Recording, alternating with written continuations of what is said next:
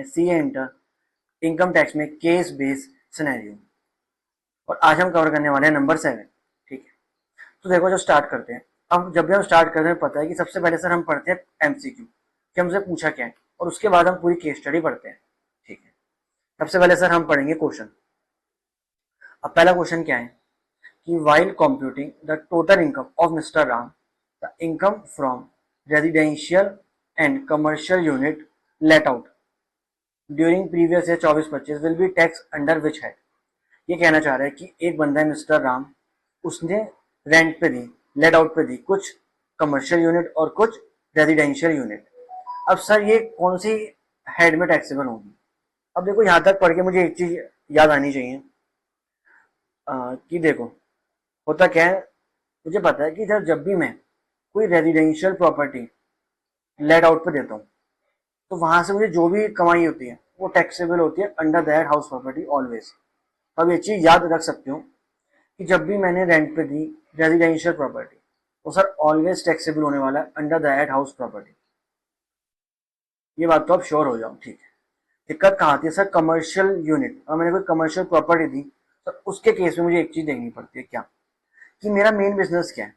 अगर तो मेरा मेन बिजनेस ही लेट रेंट पे देना है, लेट आउट पे देना है प्रॉपर्टी, तो उस केस में कमर्शियल प्रॉपर्टी से जो रेंट कमाया वो पीजीपीपी में, और अगर मेरा मेन बिजनेस लेट आउट का नहीं है तो फिर जो कमाया वो हाउस प्रॉपर्टी।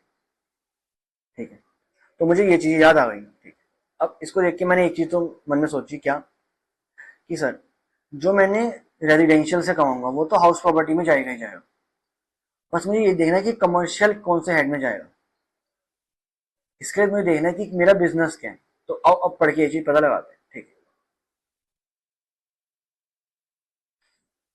तो हमने कहा Ram builders and developers is the sole proprietorship concern of mister Ram. ठीक है, द मेन बिजनेस, देखो ये है कि the main business of the concern is construction development and sale of residential and commercial unit. मेरा मेन काम क्या है? कंस्ट्रक्ट करूं, डेवलप करूं और फिर उन्हें बेच दूं। ठीक है, यहां तक मुझे समझ में आ गया। सर लेट आउट मेरा मेन बिजनेस नहीं है, और जब लेट आउट मेरा मेन बिजनेस नहीं है तो उसका मतलब क्या हो गया कि जो कमर्शियल यूनिट से रेंट कमा रहा हूँ वो कहाँ जाएगा? हाउस प्रॉपर्टी में। तो देखो दो लाइनों पढ़ के मुझे पहले का आंसर मिल गया। तो पहले का आंसर क्या होगा? दोनों ही कहाँ जाएंगे सर? हाउस प्रॉपर्टी में। ये तो हाउस प्रॉपर्टी में जाता ही जाता, बट कमर्शियल क्यों गया? क्योंकि सर लेट आउट करना मेरा मेन बिजनेस नहीं है। अगर लाइन लिखी होती कि लेट आउट करना मेरा मेन बिजनेस है तो फिर ये जो कमर्शियल यूनिट का रेंट है ये जाता पीजीपीपी में। तो आई होप पहला एमसीक्यू क्लियर। ठीक है, अब सर अगला पढ़ते हैं। अगला क्वेश्चन क्या है कि what would be the tax treatment of vacant residential and commercial unit held as stock in trade. अब सर क्या ये पढ़ना पड़ेगा ऊपर कि क्या स्टॉक इन ट्रेड है। तो देखो हमने दो लाइनें पढ़ ली थी। ठीक है, यहाँ से पढ़ना था Ram builders and developers develop a project named Luxuria Heaven which has both residential and commercial unit। ठीक है, with its own fund। ठीक है, it obtained certificate of completion for the said project with effect from 31/3/2024। ठीक है, Ram sold majority of the residential unit and commercial units in financial year 24-25। ठीक है, however हालांकि 30 residential unit and 15 commercial unit were held by him as stock in trade as on 31st March 2024। ठीक है, during this period there was a slump in the real estate sector. In order to earn some income from these units, Ram incidentally let out some of the units held as stock in trade। The details of unit construct sold and held in stock in trade वो ये रही। अब sir क्या scene है कि हमने देखो बनाई थी 140, 70-25 बिक गई, इतनी मेरे पास अभी बाकी है। इतनी कमर्शियल बाकी है 15, रेजिडेंशियल बाकी है 30। ठीक है, इसमें से 10 मैंने यहाँ रेंट पे दी, ये 5 रेंट पे दी, और ये मेरी खाली पड़ी रही, वैकेंट पड़ी रही। ठीक, वो मुझसे पूछ रहा है कि सर ये जो आपके पास वैकेंट पड़ी है इसका आप क्या करोगे? इसे हम डीम्ड लेट आउट मान लें, क्या माने? ठीक है, तो देखो उसने यही चीज पूछी, आपको ध्यान हो कि टैक्स ट्रीटमेंट क्या होगा of vacant residential and commercial unit जो मैं स्टॉक इन ट्रेड होल्ड करता हूँ एज ऑन 31 मार्च 2025। और वैकेंट कौन सी है, मतलब ये तो वो इन 30 यूनिट्स की बात कर रहे हैं कि इनका क्या दिखाओगे। तो देखो नॉर्मली अगर आपको याद हो हाउस प्रॉपर्टी में एक चीज क्या होती है कि अगर कोई एक पर्सन है जो दो से ज्यादा घर को एज सेल्फ ऑक्यूपाइड अपने पास रखते हैं तो मैक्स दो ही घर को ही मान सकते हैं सेल्फ ऑक्यूपाइड, और बाकी डीम लेट आउट मानने जाएंगे। तो क्या हमें वाला ट्रीटमेंट लगाना चाहिए कि 30 में से कोई दो तो मान लेंगे कि डीम लेट आउट, बाकी 28 सॉरी हम दो को मान लेंगे कि ये तो सेल्फ ऑक्यूपाइड है, इसकी वैल्यू नहीं, बाकी से 28 को डीम लेट आउट मान लेंगे। तो वाला केस क्या आपके दिमाग में आ रहा है, शायद आ रहा हूँ, बट इसमें आपको चीज याद रखनी है कि एक होता है सेक्शन जो बेसिकली सेक्शन नंबर है 23 सबसेक्शन 5। ये सेक्शन बेसिकली बिल्डर्स की बात ही करता है, जैसे हमारे केस में राम बिल्डर है, ये बिल्डर की बात करता है। बिल्डर की बात क्या करके चलता है कि जो बिल्डर्स होते हैं उनके पास नॉर्मली फ्लैट पड़े रहते हैं स्टॉक में, ठीक है। अब अगर हम ऐसे हर फ्लैट को डीम लेटर मान दें तो उनको तो बहुत इनकम आ जाएगी, उनके पास तो बहुत स्टॉक इन ट्रेड पड़े रहते हैं यार बिल्डर्स के पास। तो इसलिए ये स्पेसिफिक बिल्डर्स के लिए कहते हैं कि अगर एक बिल्डर है वो जिस साल उसे सर्टिफिकेट ऑफ कंप्लीशन मिलता है, जिस साल उसे सर्टिफिकेट ऑफ कंप्लीशन मिलता है उस साल के एंड से 2 साल तक हम इन फ्लैट्स की एनुअल वैल्यू नील मान के चलेंगे, समझे। हाँ, अब जैसे हमारे केस के अंदर हमारे पास 30 यूनिट खाली पड़ी थी और इन सबका सर्टिफिकेट ऑफ कंप्लीशन कब मिला, देखो डेट यहाँ लिखी थी 31/3/2024। तो कब मिला सर, 23-24 में मिला, 23-24 में मिला, मतलब 31/3/24 से 2 साल पकड़ो तो कहाँ गया 31/3/26 तक। मतलब इन यहाँ तक इन जो 30 फ्लैट्स खाली पड़े हैं इनकी हम एनुअल वैल्यू क्या मान के चलेंगे, नील। तो इन पे कोई इनकम बुक नहीं होगी। तो अब देखो यहाँ पे वो ऑप्शन कौन सा है, देखो ये वाला ऑप्शन है, the annual value of both vacant residential and commercial unit would be nil for AY 25-26, hence no income is chargeable to such units under the income from house property. तो ये वाला ऑप्शन होगा, समझे। Okay, अब जैसे बाकी option गलत क्यों पढ़ लेते एक बार। ये क्या कह रहा है कि जो वैकेंट रेजिडेंशियल है उसको तो हम लेट आउट मान लेंगे, एक्सपेक्टेड रेंट टैक्सेबल करेंगे, या फिर दोनों को लेट आउट मान लेंगे, या स्टॉक इन ट्रेड को भी लेट आउट नहीं मानते, ऐसा कोई भी सिनेरियो नहीं है। ये असली आंसर है और क्यों है ये हमने यहाँ पढ़ा। तो हमारे 2 क्वेश्चन सॉल्व हो गए, ठीक है। तो अगला क्वेश्चन क्या है कि what would be the full value of consideration in respect of sale of units to mister Gaurav for computing PGP income. Gaurav sir, Gaurav का है तो ऊपर पढ़ते हैं। तो देखो हमने यहाँ तक तो टेबल तक तो हमने पढ़ लिया था पूरा, और यहाँ तक कोई गौरव का जिक्र नहीं आया, ठीक है, यहाँ तक हमने पढ़ लिया था। अब आगे देखते हैं क्या, अगर क्या कह रहा है कि out of residential units sold 5 residential units were sold to his friend mister Gaurav. मैंने गौरव को भेजा कितने 5 फ्लैट कि जो जो खुद भी एक बिल्डर है, रियल एस्टेट डेवलपर है। तो कब बेचा, 15/2/2025 में। कितने का बेचा सर, 20 लाख का बेचा ईच। स्टैम्प ड्यूटी वैल्यू है सेल की डेट की 23 लाख, एग्रीमेंट की डेट की कितनी है 1 नवंबर 2024 की, कितनी स्टैम्प ड्यूटी वैल्यू 22 लाख, और एग्रीमेंट की डेट तक मुझे 1 लाख रुपए अकाउंट पे चेक तभी मिल गया था, ठीक है। और आगे तो कुछ है नहीं। अब वो कह रहा है जो आपने सेल करी इसमें आपकी सेल्स वैल्यू क्या बनेगी। सर आप क्या नॉर्मली आप क्या सोचोगे, यार हमने 20 लाख का एक फ्लैट बेचा है तो 5 बेचे तो 1 करोड़ मेरी सेल वैल्यू हो गई। अगर आप ऐसा सोचो तो अभी ठहर जाओ, इसमें एक प्रोविजन और आता है।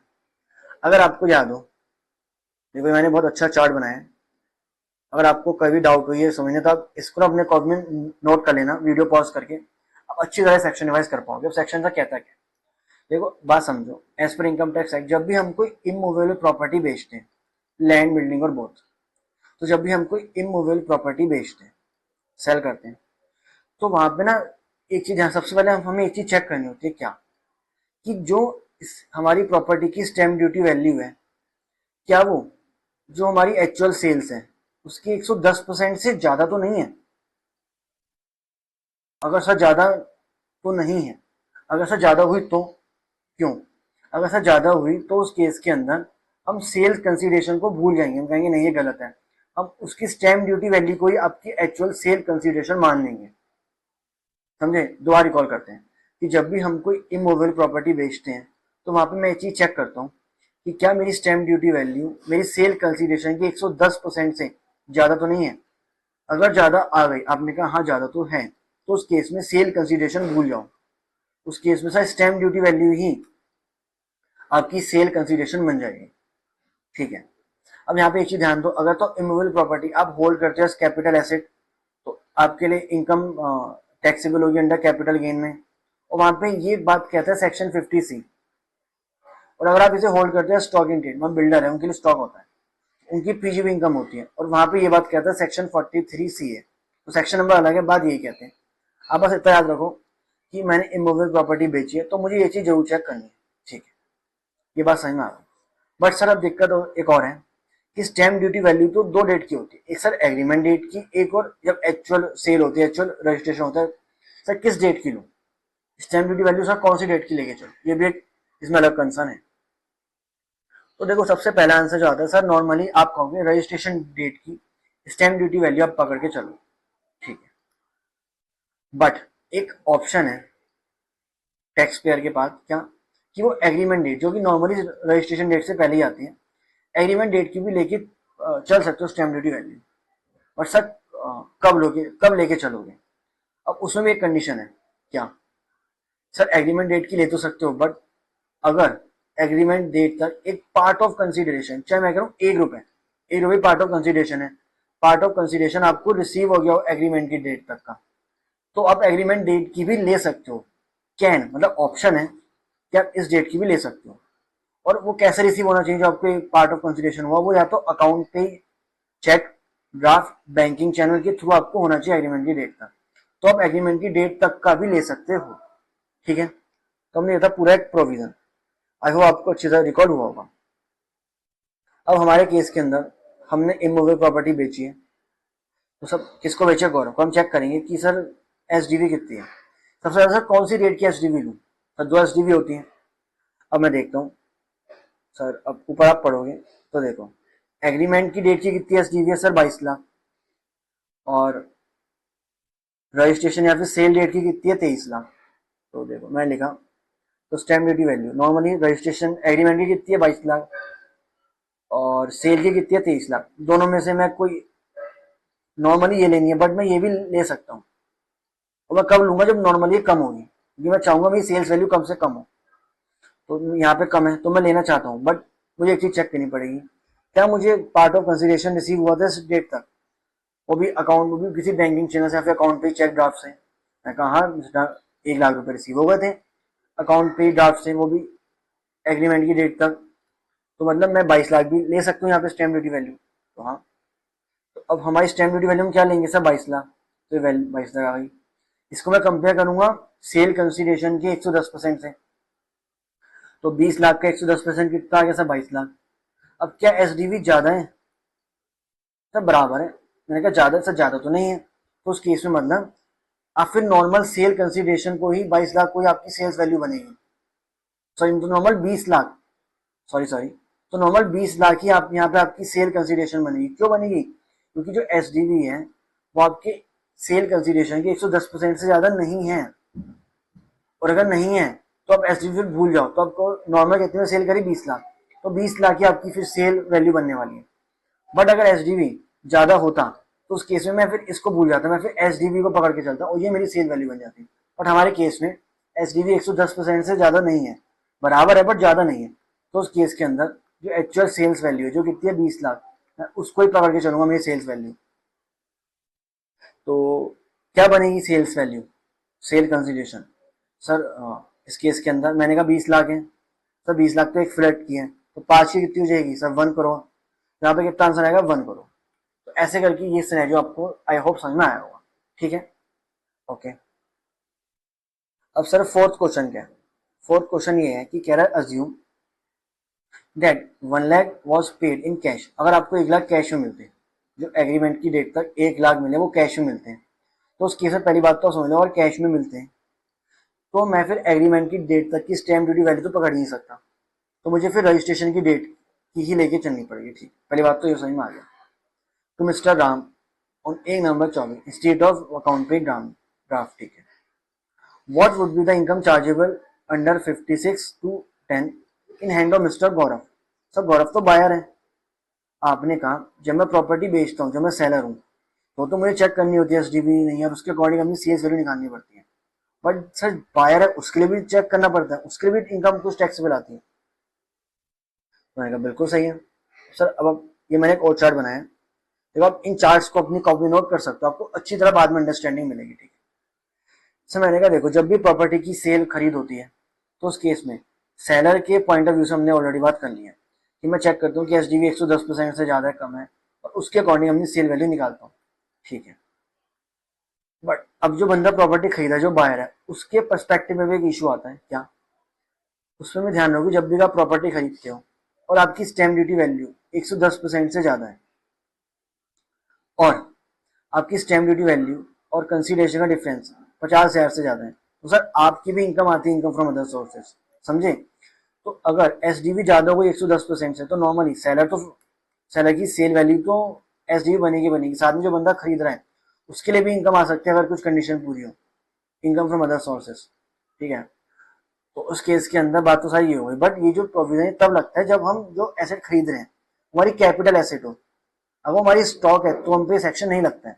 अब यहाँ पे सर गौरव क्या है, गौरव खुद एक बिल्डर है, और जब कोई बिल्डर अपनी बिल्डिंग खरीदा तो वो उसके लिए स्टॉक है यार, उसके लिए कोई कैपिटल एसेट थोड़ी है। तो उस केस में ये जो सेक्शन है तो लगेगा ही नहीं गौरव के ऊपर, और जो ये लगेगा तो यहाँ पे उसके लिए कोई यहाँ इनकम टैक्स से आएगी नहीं। तो इसका आंसर ये हो जाएगा नील, क्यों, क्योंकि ये सेक्शन सीज ये गौरव पे एप्लीकेबल ही नहीं है। तो आई होप आपका ये केस बेस्ड सिनेरियो अच्छी तरह सॉल्व हुआ, आपको एक तो क्वेश्चन सॉल्व हुआ, साथ ही हमने 2-3 इंपॉर्टेंट कॉन्सेप्ट भी रिवाइज करें, साथ ही साथ आपको अंडरस्टैंडिंग मिली कि आपको एग्जाम में कैसे केस बेस्ड सिनेरियो सॉल्व करना है, कैसे पहले आपको क्वेश्चन पढ़ना है और उसके बाद फिर उसके अकॉर्डिंग आपको पूरी केस पढ़ना है।